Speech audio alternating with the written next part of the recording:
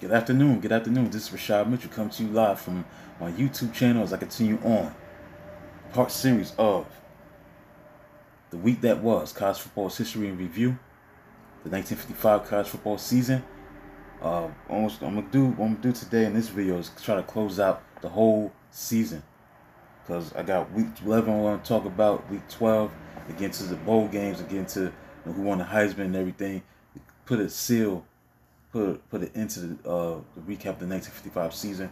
Then tomorrow I start talking about the 1956 college football season and do an overview and continue on with that situation as far as the 1956 season is concerned and college football starting tomorrow. So I'm going to conclude this video, and conclude the season of 1955 with week number 11, the games that were played on November 24th, 25th, and 26th, respectively, in 1955, and then go into week 12, December 3rd, 1955, then go over the conference standings and the major bowl games and all the stats and won the Heisman, stuff like that, and be done with this video. So we're going to look at week 11, the games that were played on November 24th to November 26th, 1955. Now we're going to start on Thanksgiving. Number 8, Texas A&M. Lost to Texas, 21-6. Number 8, Texas A&M. Lost to Texas, 21-6 on Thanksgiving. Now, one of the year's great upsets were fashioned by Texas. Longhorns fumbled away 2 early chances, but fought back from a 6-0 second quarter deficit that was hatched on an 80-yard drive, during which Aggies quarterback Jimmy Wright hit 3 for 4 passes and slipped across from 1-yard line. Texas countered right away, but it took until last 10 seconds of first half for Menon Shriver to go high to snare 25-yard touchdown pass from quarterback Joe Clements. Longhorns halfback Walt Fondren gained 98 yards rushing, scored a touchdown for 14-6 lead in fourth quarter. The Steelers halfback Delano Womack gained 91 yards on 18 carries, while Texas A&M halfback John David Crow was held to 18 yards on the ground by fierce Texas defense. Assistant defensive coach J.T. King set game plan that had defensive back Womack shadowing Wright on every play, but most notably, stellar Longhorns line play kept the Aggies bottled up and permitted only 30 yards rushing. Now on Friday, November 25th, West Virginia defeated North Carolina State by a score of 27-7. The 3-week slumber of mighty Mountaineers continued through first half as West Virginia University scoring chances at 19-7, 21, and 3-yard lines of North Carolina State. Underdog Wolfpack created 7-7 tie in the second quarter with a 79-yard drive that was climaxed by quarterback Eddie West's 70-yard run. So finally, West Virginia awoke as halfback Bob Moss raced 25 yards to touchdown. Halfback Joe Marconi added touchdowns of 15 and 39 yards in the fourth quarter mud. I was trying to look at the Saturday's games that were played November 26, 1955. Boston College beat Holy Cross by a score of 26-7. Fenway Park was site of game that saw more Holy Cross blunders than committed by any shortstop who ever drew ire of Red Sox Bluebirds. Boston College capitalized on staggering 6 interceptions and 4 fumbles to start away win with touchdown in every quarter. Equals quarterback Billy Donlin sneaked over twice, and halfback Eddie De Silva scored on a 2-yard run in second quarter and decisive 10-yard sweep in third quarter behind convoy of blockers. Crusader fans had reason to cheer late in the second quarter when quarterback Tom Roberts arched perfect 46-yard touchdown to end Dick Arcand, who streaked downfield to shave deficit to 14-7. Boston College defensive end Emerson Dickey dropping off scrimmage line to defend wide open Holy Cross attack. Created 2 touchdowns in second with interception second, of which he returned 68 yards to 2-yard line. Number 11 Navy lost to Army 14-6 in Philadelphia as brilliant Navy quarterback George Welsh displayed his magic with 4 completions, including 26-yard strike to halfback Paul Gober and a masterful 76-yard touchdown drive off opening kickoff. For the next 26 minutes, Navy sailed up and downfield for 208 yards to Army's 39 yards, but could not build on its 6-0 lead. Of their 6 lost fumbles, Middies bobbled away 2 in the first half at Black Knight's 34 and 20-yard line. Another drive to Army 20-yard line was halted when quarterback defensive back Don Hollander broke up 4th down pass with big hit. Shortly thereafter, Hollander recovered fullback Vince Monto's fumble at 13-yard line after Welch's pass to end Ron Beagle advanced to Army 20-yard line, refraining from all but one pass. Quarterback Don Hollander got it bloody but unbowed Army 86 to Middy's 1-yard line, but halftime clock frustratingly expired. So in second half, Army quit throwing altogether, rolling 41 yards to 5-yard touchdown run by 60-minute senior fullback Pat Rubel, who had 125 yards on 26 carries, his 5th touchdown in 3 years against Navy. Cadets halfback Pete Lash dashed 23 yards to cap 80-yard march that wrapped it up with 5 minutes to play in the 4th quarter. So guard Stan Slater had launched Cadets' clinching drive when he grabbed fumble on Middy's All-American and Beagle, who had secured that pass at end of failed 72-yard sortie to Army 20-yard line. Welch finished with 18 of 29 for 179 yards, passing to take season's national completion title with 94, while rarely throwing Hollander past 0 for 2 with an interception.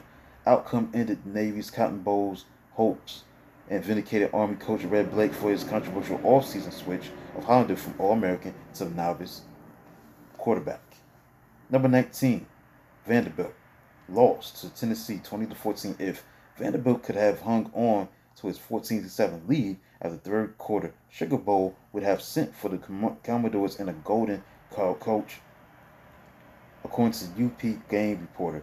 Instead, long-standing Knoxville Jinx held forth over Vandy as Tennessee rallied with 2 touchdowns in 4 quarters. It appeared Commodores, who scored a touchdown in each middle quarter, would see their hopes dashed for first ever bowl invitation. Coming to rescue was Gator Bowl, which extended requests for Vandy to meet fellow SEC member Auburn. Vanderbilt touchdowns were tallied by halfback Charlie Horton at end of 53-yard march in second quarter, and powerful fullback Phil King, who slammed through line left guard to cap 40-yard trip with less than 4 minutes left in the third quarter. The Tennessee Volunteers tied it at 14-14 in the fourth quarter as tailback Johnny Majors, SEC total offensive leader, passed 10 yards to leaping in Buddy Cruz, who caught the ball at the 1-yard line and backed over for a touchdown. Volunteers tailback Al Carter rifled 43-yard touchdown pass to nibble wingback sophomore Bill Anderson for winning score.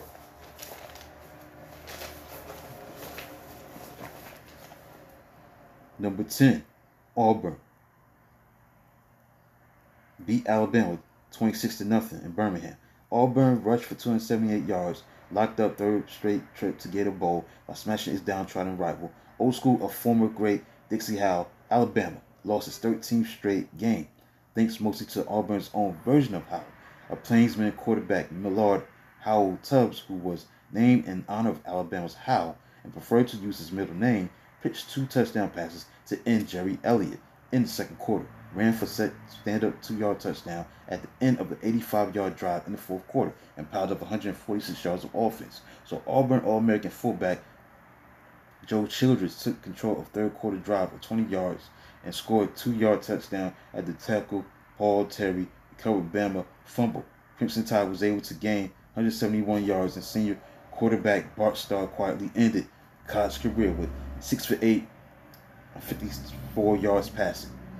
Next, number 14, Miami beat Florida by a score of 7-6 as the Hurricanes' third-string quarterback Mario Bonifilio, who began season at Stars, resurfaced to score on a 12-yard run in the first quarter. Miami halfback kicker Ed Porky Oliver made vital conversion for 7-0 edge. So Florida 2-touchdown underdog played well on defense, but the Gators fullback Joey Brodsky lugged ball most of 78 yards touchdown drive in the second quarter, but unlucky Florida quarterback kicker Dick Allen saw his conversion kick blocked by Miami end defensive end Don Johnson's vice-like hands. Miami defense blanketed Florida's dynamic duo on ground. Halfbacks Jim Roundtree and Jackie Simpson gained 5 carries for 14 yards and 4 carries for 9 yards rushing respectively. So although Simpson proved dangerous on the punt returns, Whitey Revere, one of Greg's defensive backs in Miami history, made important interception at his 25-yard line with 1:45 to play. Canes fullback Don Bosler rushed 64 yards on 17 carries. Mississippi Southern beat the Florida State Seminoles 21-6. Muddy Field in Hattiesburg greeted Florida State, which entered fray with 3-game win streak.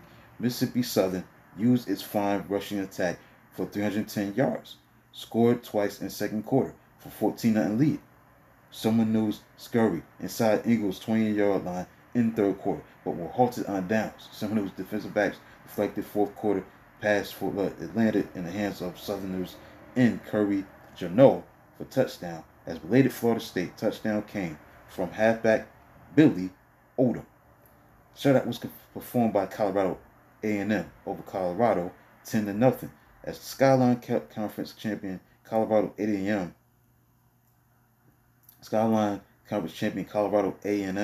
knocked off its hated in-state Big 7 rivals for first time since 1949.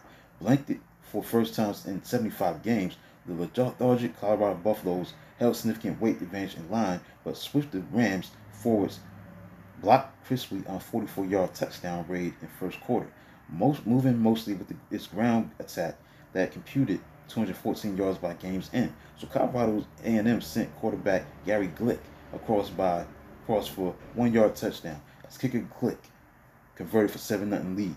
So Buffaloes recovered 3 fumbles in the first half, but without its best 2 fumblecks, they seldom crossed midfield and never got closer than A&M's 38-yard line. But the Buffaloes missed their strong fullbacks, John Boyack, who was ejected early for unsportsmanlike conduct, and Emerson Wilson, who re-injured his leg in first half. Kicker Glick missed 27-yard field goal on the last play of the second quarter. But click on 28-yard field goal in the third quarter. Pittsburgh Steelers were stunned football world 3 days later by making little-known Glick the NFL's top overall pick in the draft. Number 7, Texas Christian defeated Southern Methodist by a score of 20-13. Fabulous TCU halfback Jim the Rusk Rambler Swink pulled his Horned Frogs out of the 13-6 hole by sparking a pair of scores in the last 4 minutes to claim TCU's 6th ever Southwest Conference championship. After having scored on 30-yard tear in the first quarter, Swink capped the 77-yard drive with tying 3-yard touchdown plunge. On Frogs' next series, Swink paced them with 48 yards of his game in 131 yards rushing as halfback Ray Taylor scored winning touchdown on a 5-yard run. Now Southern Methodist, who was hungry for an upset, had sent his halfbacks Don McElhenney, who had 84 yards rushing, and Charlie Jackson, who had 87 yards rushing, surging for touchdowns in the middle quarters. McElhenney plunged over in second quarter to knot it 66, and Little Jackson broke away for 47-yard touchdown dash in the third quarter. 7-6 was the final score between Arizona over Arizona State 7-6, as the football was like desert. Football was like desert hot potato. 7 times possession was lost on turnover, only to have original possessor regain ball moments later. Stellar Arizona halfback kicker Art Lupino squared over left guard for 20-yard touchdown dash late in the first quarter and kicked all important conversions. Following ensuing kickoff, Arizona State concocted 71-yard game. Halfback Gene Mitchum carried 17 yards from own 28-yard line, was nearly trapped, cut left, and flipped lateral to end Charlie Mackey, who continued to Wildcats' 1-yard line. Halfback kicker Bobby Magado dived for ASU touchdown, but his kick was barely wide. On Devils' long gainer, star Arizona fullback linebacker Max Burnett was ejected for personal foul penalty, and fullback Ed McCluskey was soon tossed out for piling on. So Arizona already had 2 regulars, center Paul Hatcher, halfback Pete Oregoni, and sitting out with injury, but guards Bob Griffiths and Ed Brown and tackle John Melikas were stalwarts on defense. So Arizona wingback defensive back Gove Allen made 2 interceptions in the fourth quarter to stymie Suns Devils' drives. Afterward, AU coach Warren Woodson summed up his team's desire. Things have been going right for them all year, referring to the Sun Devils, and wrong for us, so we just had to have this one. ASU's conference title flew away with missed extra point. Tie have ensured Border Conference crown. Southern California defeated number 5 Notre Dame by a score of 42-20. As unpredictable Trojans finished the season on a high note in front of a 94,892 astonished fans with upset of Fighting Irish, thanks to a 21-point eruption in the fourth quarter. Teams swapped first quarter touchdowns on 68 and 67-yard drives, but USC quickly added scores on wide runs by fullback C.R. Roberts and tailback John Arnett in the second quarter. So quarterback Paul Horning's 78-yard pass to halfback Jim Morris brought Notre Dame within 21-13 at halftime. Scorley's third quarter was highlighted by 2 big but fruitless games. Roberts broke away for 58-yard run but lost fumble at Notre Dame's 6-yard line, while Horning maneuvered 59 yards to Trojans' 28-yard line. That Irish threat died, so Horning pitched 60 yards to Morse, who carried past the 6-yard line to poise Horning for his second touchdown. Notre Dame now trailed only by a point, 21-20 early in the fourth quarter. Had its comeback trumped by 2 touchdown passes by the Trojans quarterback Jim Contrado, who came off bench to toss short pass that superbly shifty Arnett took 64 yards to pay dirt. After interception, Contrado hit in Don McFarland with 12-yard score, and Arnett clinched route with 7-yard touchdown run at end of a short Southern California drive. So that concludes a look at the week that was, the games that were played on November 24th to November 26th, 1955. This was week 11. Now it's time to get into the final AP poll that took place after this week that was November 24th to November 26th, 1955. That was week 11. So now it's time to get into the final top 20 AP poll. You had Oklahoma at number 1. Number 2 was Michigan State. 3, Maryland. Number 4, UCLA. And number 5, Ohio State. Now number 6, Texas Christian. Number 7, Georgia Tech. Number 8, Auburn. Number 9, Notre Dame. Number 10, Mississippi. Number 11, Pittsburgh. Number 12, Michigan. Number 13, Southern California. Number 14, Miami. Number 15, Miami of Ohio. Number 16, Stanford. Number 17, Texas A&M. Number 18, Navy. West Virginia. Number 19, Army. Number 20.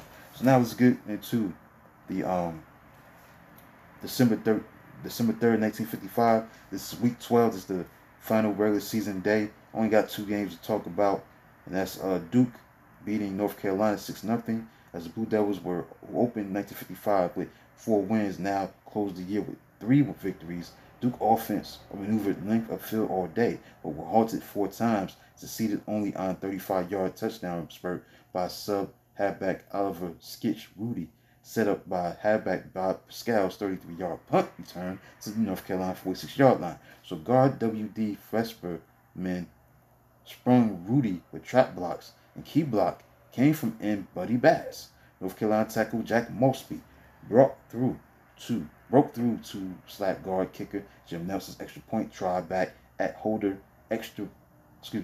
quarterback Sonny Jurgensen. So Tar Heels failed to venture past midfield until the third quarter, but made it to 12-yard line in late going after fumble recovery. Duke defensive back Pascal made late game save with end zone interception. So there were rumors of Jim Tibbs' return to coach North Carolina were heightened by curious presence in Durham of coach Orange Bowl bound Maryland. Next, and finally, Houston defeated Wyoming 26-14 as Houston completed sweep of both upcoming January 2nd Sun Bowl combatants. Texas Tech, which lost earlier in luring to Cougar 7-0, and Wyoming, which surrendered 19 points in the fourth quarter in Houston's 80-degree heat, Cowboys open game with 80-yard drive to fullback over Stapleton's touchdown on first play of fourth quarter. Cougars guard Jim Blackston blocked Wyoming punt at 8-yard line, and fullback Curly Johnson soon plunged over to break the 7-7 deadlock. So moments later, guard Rod Carpenter sparked another Houston touchdown by halfback Kenny Stegall with fumble recovery at the Wyoming 23-yard line. Steagall's 69-yard punt return positioned fullback Dom Flynn's 16-yard touchdown catch. Now let's look at the 1955 conference standings. We got Princeton was at the top of the standings at 6-1, followed by Yale at 5-1, Cornell at 4-3, Dartmouth at 3-3, Harvard at 2-4, Brown at 2-4, Columbia at 1-5, Pennsylvania at 0-2. The Southern Conference had West Virginia at 4-0, followed by Virginia Tech at 2-1-1, Davidson at 3-2, George Washington at 3-2, Richmond was 3-2-2, the Citadel 2-2, Furman 1-1, William and Mary 1-3-1, Virginia Military 1-6, and Washington Lee 0-1. The Big Ten Conference, Ohio State finished undefeated in the conference at 6-0, followed by Michigan State at 5-1, Michigan at 5-2, Purdue at 4-2-1, Illinois 3-3-1, Wisconsin at 3-4, Iowa at 2-3-1, Minnesota at 2-5, Indiana at 1-5, Northwestern at 0-6-1, Missouri Valley, Wichita 3-1, Detroit 3-1, Houston 2-2, Tulsa 1-3, Oklahoma A&M 1-3. Southwest, Texas Christian 5-1, Texas A&M 4-1-1, Texas 4-2, Arkansas 3-2-1, Baylor 2-4, Southern Methodist 2-4, Rice 0-6. Atlantic Coast, Maryland 4-0, Duke 4-0, Clemson 3-1, Forest 3-3-1, North Carolina 3-3, North Carolina State 0-2-1, South Carolina 1-5, Virginia 0-4, Southeastern Conference, Mississippi 5-1, Auburn 5-1-1, Georgia Tech 4-1-1, Tennessee 3-2-1, Vanderbilt 4-3, Kentucky 3-3-1, Mississippi State 4-4, Tulane 3-3-1, Louisiana State 2-3-1, Florida 3-5, Georgia 3-2-5, Alabama 0-7. Big 7 Conference, you had Oklahoma at 6-0, Nebraska 5-1, Colorado 3-3, Kansas State 3-3, Kansas 1-4-1, Iowa State 1-4-1, Missouri 1-5. The Mid-American Conference, Miami of Ohio was 5-0, Bowling Green 4-1-1, Kent State 4-1-1, Ohio 3-3, Toledo 2-4, Marshall 1-5, Western Michigan 0-5. Border Conference, Texas Tech 3-0-1, Arizona State 4-1, Hardin-Simmons 3-2, Texas Western 3-2-1, Arizona 1-2-1, West Texas State 1-4-1, and New Mexico A&M 0-4. Next two conference standings had Skyline 8, Colorado A&M 6-1, Utah 4-1, Denver 5-2, Wyoming 5-2, Utah State 3-4, Montana 2-4, New Mexico 1-5, Brigham Young 0-7, Pacific Coast, UCLA 6-0, Oregon State 5-2, Stanford 3-2-1, Oregon 4-3, Washington 4-3-1, Southern California was 3-3 in the conference. California was 1-5-1, Washington State 1-5-1, Idaho was 0-4.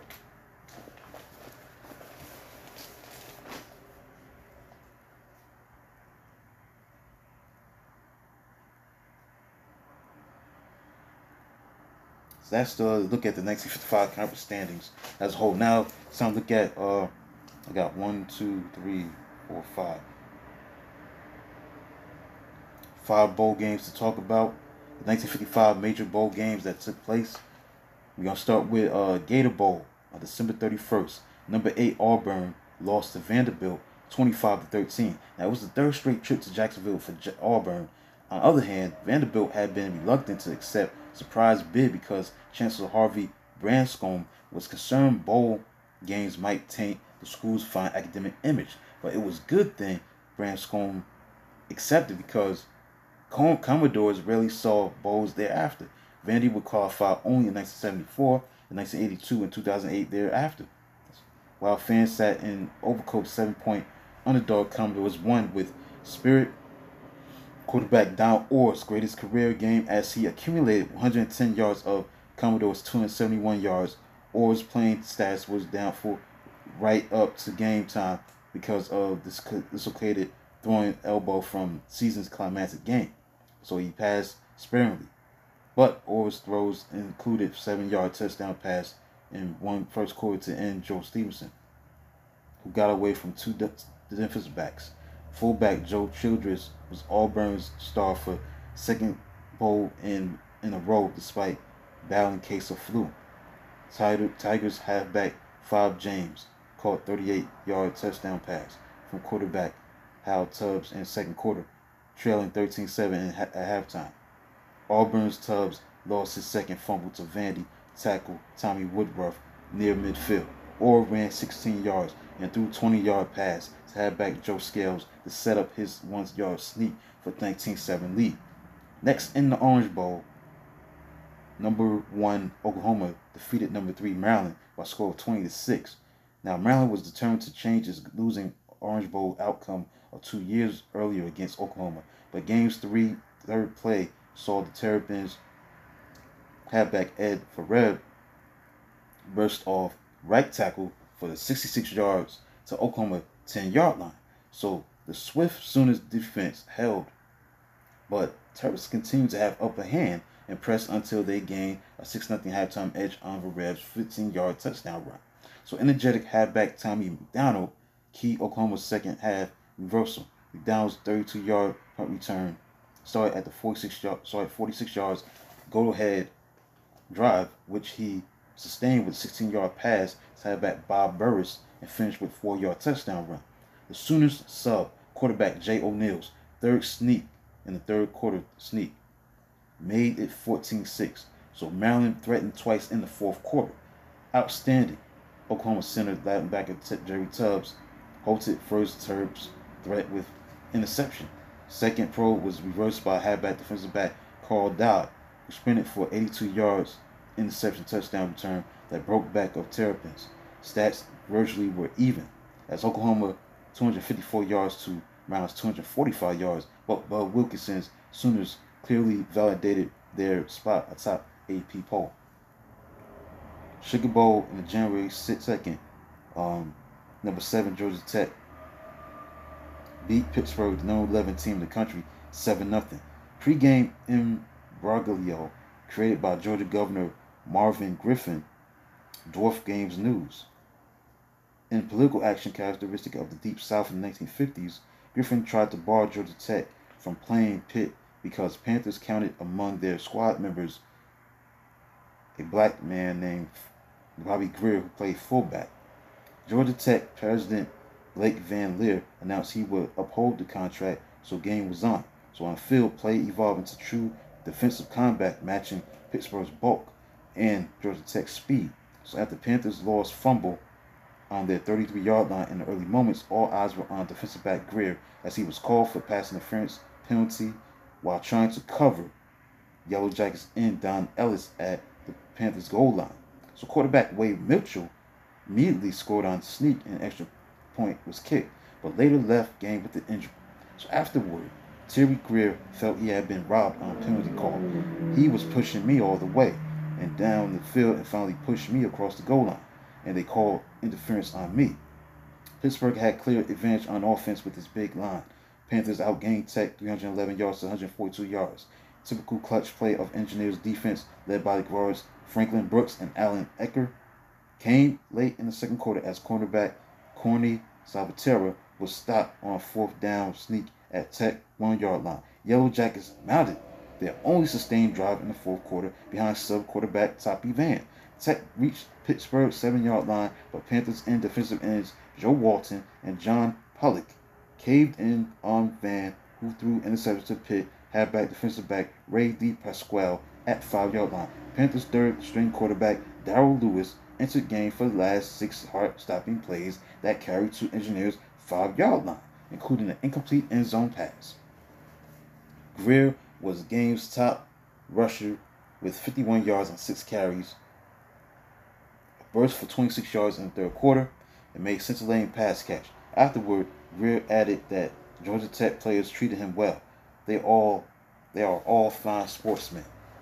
Now, we're going to look into the Cotton Bowl on January 2nd, where number 6 Texas Christian lost to number 10 Mississippi 14-13. Number 6 Texas Christian lost to number 10 Mississippi 14-13. TCU coach Abe Martin made odd but faithful last-moment pregame comment to quarterback Chuck Curtis. He reminded Curtis that if he had to field short kickoff, Curtis should toss it back to star halfback Jim Swink because Martin didn't want his only proven passer to get injured. Sure enough, opening kickoff came up short. Curtis fielded it, an instinctive offense advanced upfield until being drilled by Ole Miss tackle Dick Gold. Curtis was lost with 2 broken ribs. Sub quarterback Dick Finney, who had never taken single snap with TCU's first unit, guided Frost to 13-0 second quarter lead on Swink's 2 touchdown runs of 1 and 39 yards. After Swink's second score, TCU received penalty on a conversion try. Fullback kicker Harold Pollard missed longer post-penalty kick. With little time before halftime, Rebels quarterback Eagle Day hit passes of 28 and 14 yards to halfback Earl Blair and Billy Kennard to poise fullback Paige Cothran. 4 touchdown plunge. Swink charged 41 yards with punt return on last play of the scoreless third quarter, but Horned Frogs couldn't pad their 13-7 lead.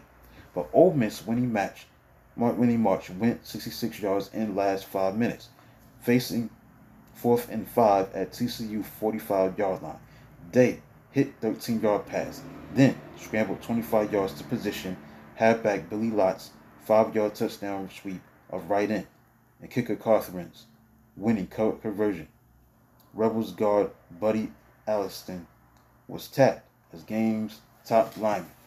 Now, the game of the year for 1955 was in the Rose Bowl between number 2 Michigan State and number 4 UCLA, where Michigan State, the number 2 team in the country, beat number 4 UCLA 17-14, as it had 2 years earlier jumped to Rose Bowl lead over Spartans as fullback Bob Pogo Davenport bounded over goal line for touchdown early in the first quarter.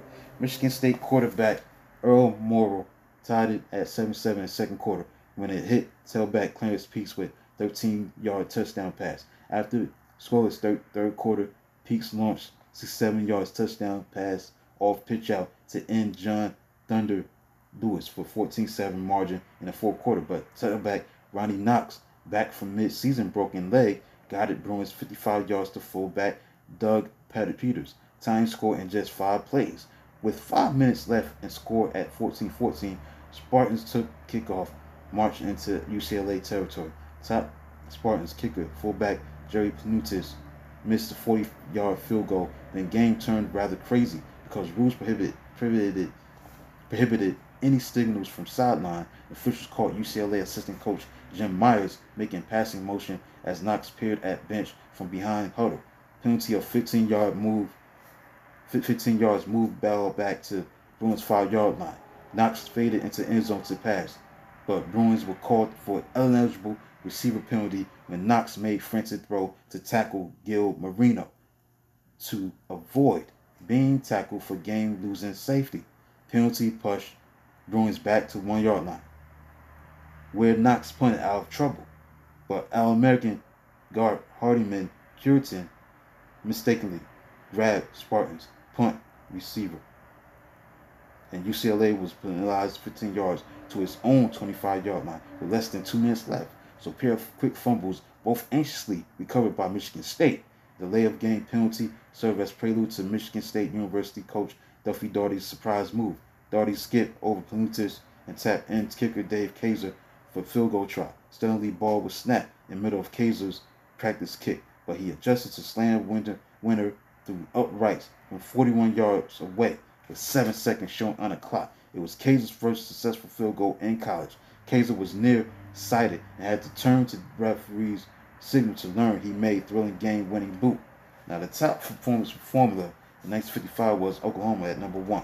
Number 1955 top opponents records, Syracuse. Now, we're going to look at the 1955, the out-of-conference records. We're going to look at the Southeastern Conference. They had a 26-9-1 record. They were 3-1 in the bowls. in bowl season. Southwest Conference was 17-11-1 with an 0-1 record in bowl season.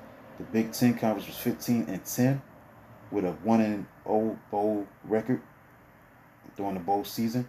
Pacific Coast was 0-1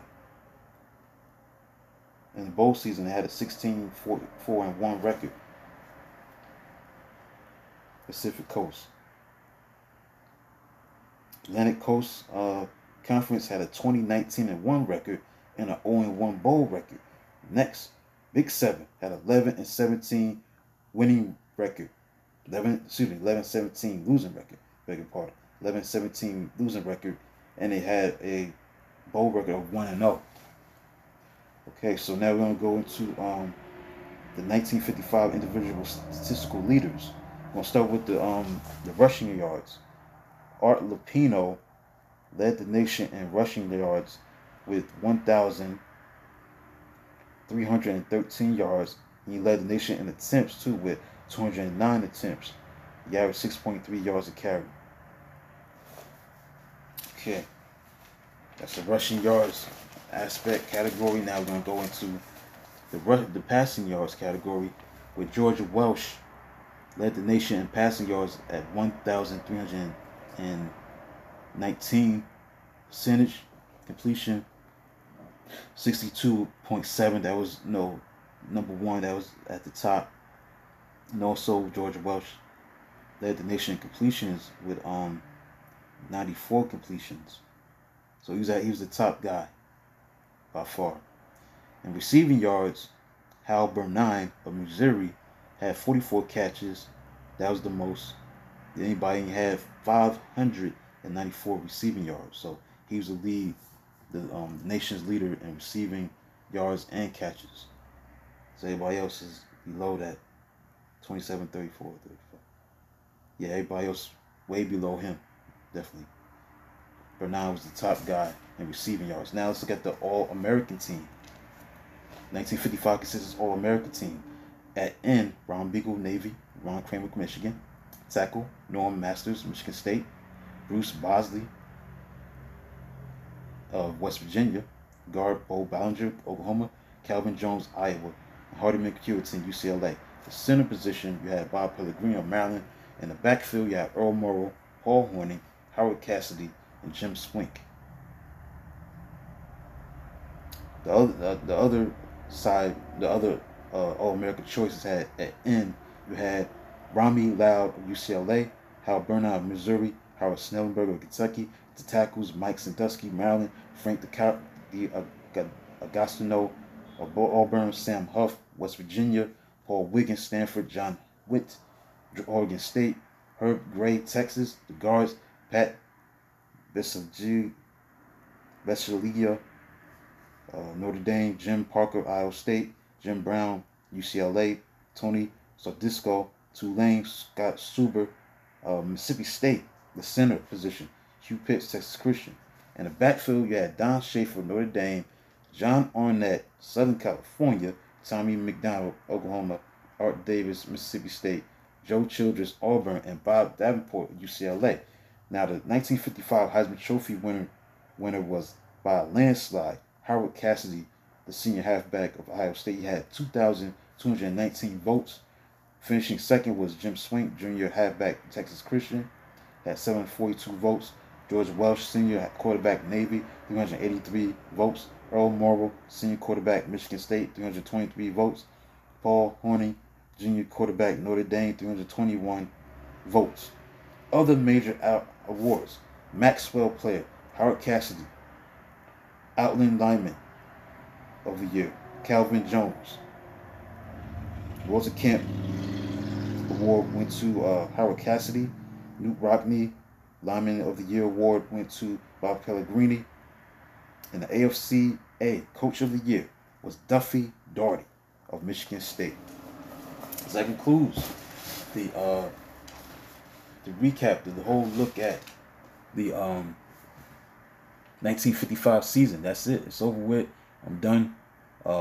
Tomorrow I'll be doing the 1956 season, talk about the overview of that season, then move on from there and start talking about the recap of the games that were played during the 1956 college football season. So that concludes the 1955 college football season, the recap throughout that whole season. Now I'm going to make that transition to 1956 tomorrow. So this concludes this whole season that I just recapped week 11 of the games that were played on November 24th to November 26th, 1955, and week 12, the games that were played on December 3rd, 1955. That was week 12. Then I went over, the conference standings and the bowl season, and went over all the stats and all that. We won the Heisman, we led the nation in rushing yards, passing yards and receiving yards, things of that nature. The All-American team, things of that nature. So that's it. So please like, subscribe, comment on the channel. I deeply appreciate it. If you subscribe to the channel, you can like the channel and comment. Deeply appreciate it. So this is Rashad Mitchell coming to you live from my YouTube channel. Until then, talk to you tomorrow.